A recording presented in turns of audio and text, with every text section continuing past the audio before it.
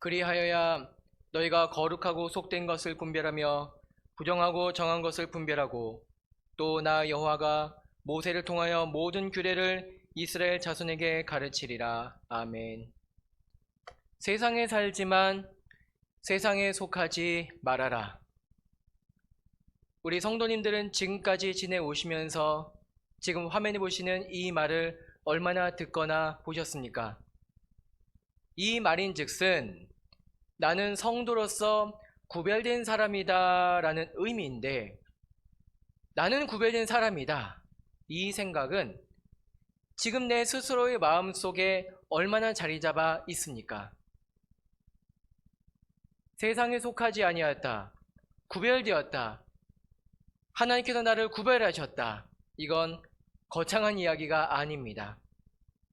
조금 있으면 늘 그러했던 것처럼 식사를 하는데요, 우리가 구별된 사람으로서 식사 전에 하는 게 있습니다. 뭡니까? 예, 그렇습니다. 식사기도입니다. 식사기도는 짧을수록 좋다는 이야기가 있죠. 그런데 이런 말이 있더라고요. 식사기도 절대로 가볍게 하지 마라. 왜냐? 내가 먹는 음식은 무엇이든지 나의 식사기도 가운데 거룩한 음식, 거룩한 식사가 되기 때문이다. 아멘. 근데 정말 그런가요? 나 따위를 보면은 식사기도 별건가? 식사기도가 정말 그러한가 싶겠지만 그것만이 아닙니다. 작년도 말이었죠. 제가 몸에 병이 나서 예배인도와 설교는 어떻게든 간에 하긴 했어요. 근데 식사는 도저히 같이 할 수가 없어가지고 저는 사택에 잠시 들어갔습니다. 그때 누가 대표기도, 식사기도를 하셨는지는 모르겠습니다만, 그런데 설령 목사가 또는 우리 장로님이 대표기도를 하지 못했다고 해서 그 주일 식사가 거룩한 식사가 되지 못하는가? 아닙니다. 설령 이따가 식사할 때 물론 제가 대표기도를 하겠습니다만, 대표기도가 아니라 각자 기도를 잠시 할지라도 성도의 기도는 그 식사를 거룩한 식사가 되게 합니다. 과연 무슨 이유 때문인지를 잠시 오늘 이 시간 보도록 하겠습니다. 자, 그러려면 먼저 거룩이 뭔지를 봐야 되겠죠. 자, 첫 번째입니다. 거룩은 무엇일까요? 성경에서 말하는 거룩은 과연 무엇일까요? 거룩의 개념은 지금 보시는 바와 같습니다. 히브리어 발음으로는 카도시라고 하고요. 분리되다, 완전하다 라는 뜻입니다. 분리되다, 구별된다는 말이죠. 거룩하지 않은 모든 것으로부터 구별된다, 분리된다 라는 말입니다. 또 완전하다 역시 거룩하지 않은 모든 것과 비교해서 완전하다라는 것입니다. 그래서 성경에서는 거룩하다라는 말이 누구에게만 붙는가? 네, 그렇습니다. 하나님에게만 붙습니다. 하나님께서만 거룩하십니다. 하나님께서만 완전하십니다. 그리고 하나 더 있습니다. 바로 여기죠. 구약시대에 하나님께서 명령하셨고 하나님께서 그의 백성들과 친히 함께 계시는 곳, 성막입니다. 성전이라고도 하죠. 하나님께서만 거룩하시고 하나님께서 친히 계시는 데만 거룩하십니다. 우리가 사는 세상하고는 차원이 다릅니다. 자, 그럼 질문. 성도는 거룩합니까? 성도는 거룩할까요?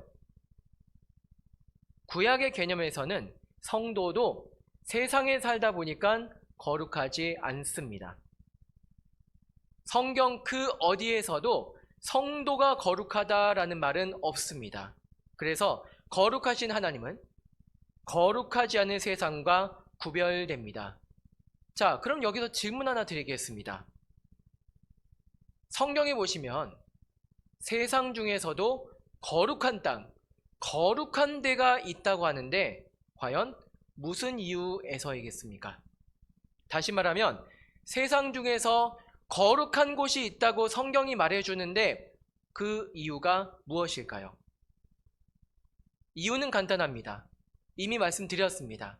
하나님께서 세상 중에 어디엔가 임재하시면 거기가 거룩한 데가 됩니다. 출애굽기 3장에서 시내 광야 호렙산에서 양을 치던 모세에게 하나님께서 나타나셨을 때 하나님께서 모세에게 하신 말씀이 있습니다. 자, 이거 같이 읽을까요? 같이 읽겠습니다. 시작. 하나님이 이르시되 이리로 가까이 오지 말라. 네가 선 곳은 거룩한 땅이니 네 발에서 신을 벗으라. 아멘. 네, 그렇습니다. 하나님만이 거룩하시고 세상은 거룩하지 않습니다. 그런데 그 세상 중에서도 하나님께서 구분하시죠. 어떻게 구분하시는가? 자, 오늘 말씀의 10절을 보시면 우리 이것도 같이 읽겠습니다. 시작. 너희가 거룩하고 속된 것을 분별하며 부정하고 정한 것을 분별하고. 아멘. 거룩하고 속된 것은 이미 아까 말씀드렸죠. 분별된다고. 근데 그 속된 것 중에서도 부정하고 정한 것이 분별된다라고 그렇게 말씀하셨습니다. 보시면은 거룩과 정한, 즉 정결한이라는 말이 이 안에 있습니다. 하나님 백성에게는 거룩하다라고 말하지 않아요. 그런데 하나님 백성에게는 정결하다라고는 말합니다. 우리가 얼마 전에 레위기 11장부터 15장까지를 새벽 시간 가운데 보았는데, 참고로 새벽 시간에 참여해서 성경을 읽으면 그 성경에 한해서는 성경 1독이 아니라 성경 2독이 됩니다. 레위기 11장에서 15장까지는 하나님께서 먹을 수 있는 정결한 것과 먹을 수 없는 부정한 것을 구분하셨고 사람이 어떤 병에 걸렸을 때 또는 어떤 상황에 처했을 때 부정하게 되는지를 구분하사 명하셨습니다. 이건 나중에 한 번 더 따로 보시고요. 정하고 부정한 것에 대해서 간단히 말씀드리겠습니다. 모든 생명체에게 정결이 있고 사람에게 정결이 있습니다. 모든 생명체에게 정결이란 하나님께서 지으시고 보시기에 좋았다라고 여기시는 창조의 질서를 의미합니다. 그 창조의 질서에 따라 지어진 바대로 살고 지어진 바를 함부로 넘어서지 말고 남을 해치지 않으면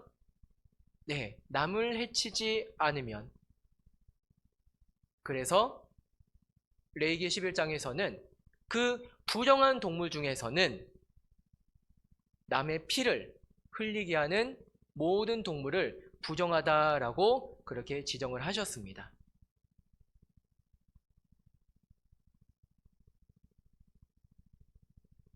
참고로 오늘날 우리나라의 교회는 차별금지법을 반대하고 있습니다. 사실 원래대로라면은 차별에 대해서는 우리가 하지 말라고는 하죠. 근데 그 차별금지법이 성경이 말하는 선을 넘어서 지어진 바대로 사는 것도 거부하고 가령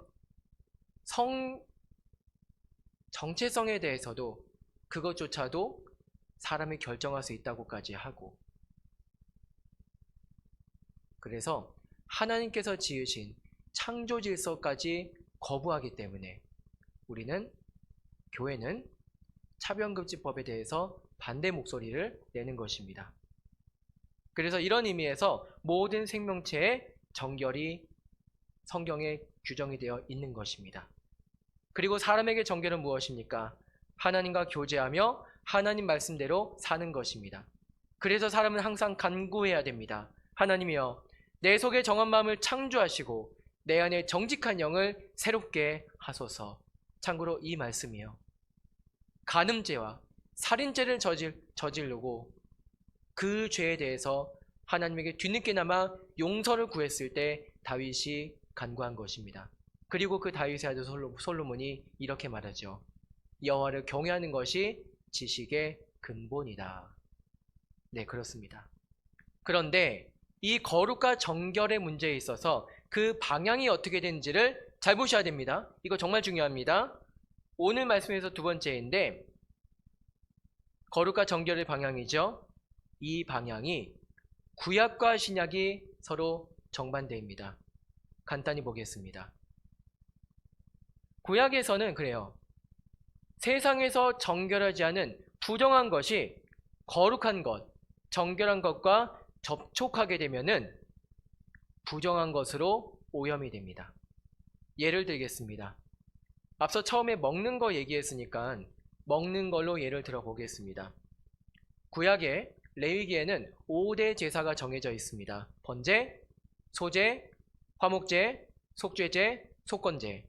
이 중에서 성도가 세상에 살면서 하나님에게 감사한 일이 있어서 자원해서 드린 제사가 바로 화목제입니다. 화목제 가운데 하나님께서 정하신 것이 있어요. 잘 들으세요. 그 제물로 바친 고기 중에서 그 고기의 기름과 간의 꺼풀은 하나님에게 제단에 불러 올려서 태워서 올립니다. 하나님에게요. 그리고 제사장의 몫으로서 나머지 중에서 일부분을 바칩니다.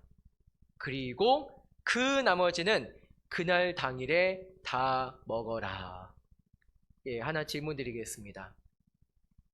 소 한 마리를 당일 한 끼로 해서 다 먹으려면 몇 명이 필요할까요? 이 질문에 대해서는 마을 잔치를 생각하시면 될 것 같습니다. 그 마을에 하나님 백성들이 다 달라붙어야지 화목제의 소를 다 먹을 수가 있습니다. 그런데 이게 있잖아요. 부정한 것이 거룩하고 정결한 것에 접촉되면 오염된다. 이게 구약의 개념이죠. 자, 만약에요. 하나님 그 화목제 식사 가운데서 하나님께서 부정하다고 정하신 명이라든지 또는 시체를 만졌다든지 해서 부정하게 된 사람이 이 화목제 식사에 참여했다가 발각되면 어떻게 됩니까? 그 소는 발각된 즉시 먹는 것을 중단하고 그 고기는 다 수거해서 태워서 없애버려야 됩니다. 그 부정한 사람은 백성 중에서 끊어지고요. 그 화목제는 하나님께서 안 받으십니다. 그래서 구약시대에는 정결한 것, 더 나아가 하나님의 것으로 구별된 것은 부정한 것에 절대로 접촉되지 말아야 합니다. 설령 이런 경우가 있죠. 정결하고 흠없는 소를 하나님에게 제물로 바치겠다고 저 먼 데서부터 예루살렘 성전을 끌고 오는데 참고로 그 길 중에는 광야길이 있고 또 가파른 오르막길이 있어요. 중간에 그 소가 갑자기 날뛰어요. 근데 하필이면 그 날뛰다가 넘어지는데 그 넘어진 데가 무덤이에요. 그럼 그 소는 부정한 것이 되어서 제물로 바칠 수가 없습니다. 이거 다시 보여드리죠. 구약에서는 부정한 것이 거룩한 것, 정결한 것에 접촉되면 오염됩니다. 이게 구약에서 정결과 거룩의 방향입니다. 그런데 이게 신약에 와서는 이렇게 정반대로 바뀝니다. 누가 오셨기 때문일까요? 하나님의 아들 예수께서 오셨기 때문입니다. 자, 예수께서 하신 일이 무엇입니까? 병든 자 고치고 죽은 자 살리시고 죄인들과 같이 식사하시고 그 죄인들을 위해서 오셨다라고 말씀하시고, 이게 구약에서는 말도 안 되는 건데 예수께서 이렇게 하셨죠. 다시 말할까요? 병든 자 고치고 죽은 자 살리고 죄인들과 식사하시고 죄인들을 고치시고. 근데 이게 예수께서 갑자기 그렇게 하신 게 아니에요. 구약에 이미 근거가 있어요. 세상은 원래 거룩하지 않습니다. 그러나 딱 한 가지 요건이 맞았을 때 세상이 하나님의 거룩하심에 동참하게 돼요. 어떻게 해요? 하나님께서 그 자리에 친히 오시면 대표적인 것이 성막이죠. 또 아까 말씀드렸던 것처럼 호렙산에서 모세에게 나타나셨을 때죠. 근데 예수께서 오셨습니다. 예수님 누구십니까? 하나님의 아들이십니다. 하나님이세요. 하나님이시고 또 거룩한 성전이신 예수께서 하나님께서 정하신 때에 세상에 오셨습니다. 세상에 오시고 여러 가지 사역을 하시고 끝내는 십자가에서 물과 피를 다 쏟으사 죽으셨습니다. 그리고 부활하셨습니다. 이것을 우리가 매주마다 사도신경 가운데 신앙 고백을 하는 이유는 무엇입니까? 하나님이신 예수께서 그렇게 오심으로써 우리를 영원히 죄사해 주셨기 때문입니다. 우리를 하나님의 거룩하심에 참여하도록 하셨기 때문입니다. 거룩하신 하나님이 적극적으로 부정한 것에 찾아오셔가지고 고치셨을 때 그 부정한 것이 거룩하신 하나님에게 참여한 것입니다.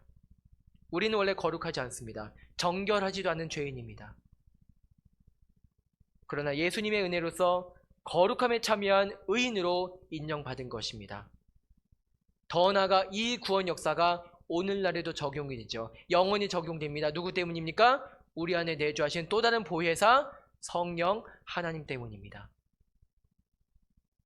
누가 저와 우리 성도님의 마음 중심에 계시고 하나님과 그의 나라에 대해서 가르쳐 주십니까?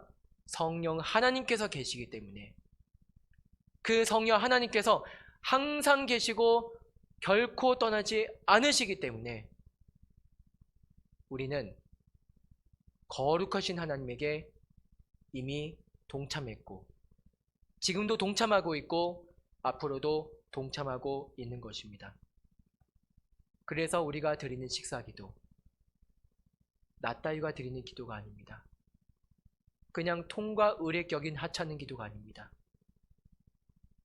이미 나에게 성령께서 오셨기 때문에 지금도 하나님께서 계시기 때문에 하나님의 거룩하심에 그 식사가 거룩함에 동참하고 있는 것입니다. 우리 거룩한 점심 식사에 동참합시다.